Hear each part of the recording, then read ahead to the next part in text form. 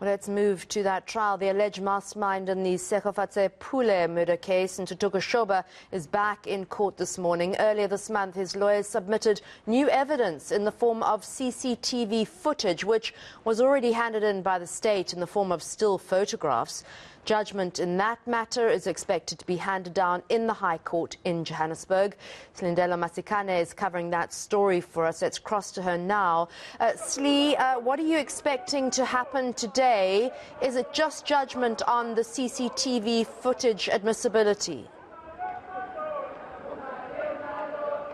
Not at all, Annika. The trial has, of course, wrapped up here in the High Court sitting in Johannesburg.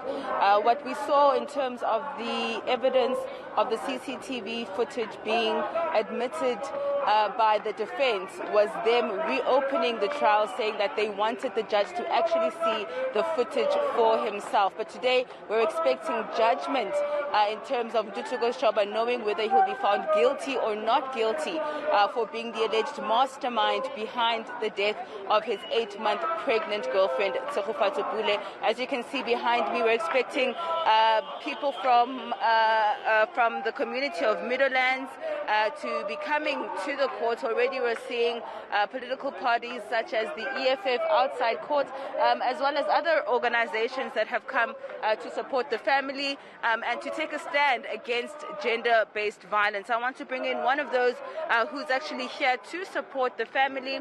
I see that they're part of the Gender-Based Violence Brigade. I'm going to ask him to introduce yourself and exactly what this organization does and why you felt it important to be at court today. My name is Tshegofasto from the Department of Community Safety, as brigades, the member of the brigades. As we can see, that the brigades, it's a lot of women who are saying no to gender-based violence. We are here to support the family of Tshegofatso Pule, to say enough is enough.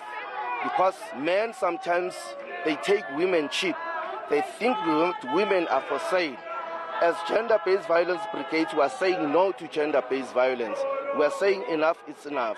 And the Shoba must rot in jail, because we don't want him outside, because he belongs to the cages, because he behaves like an animal.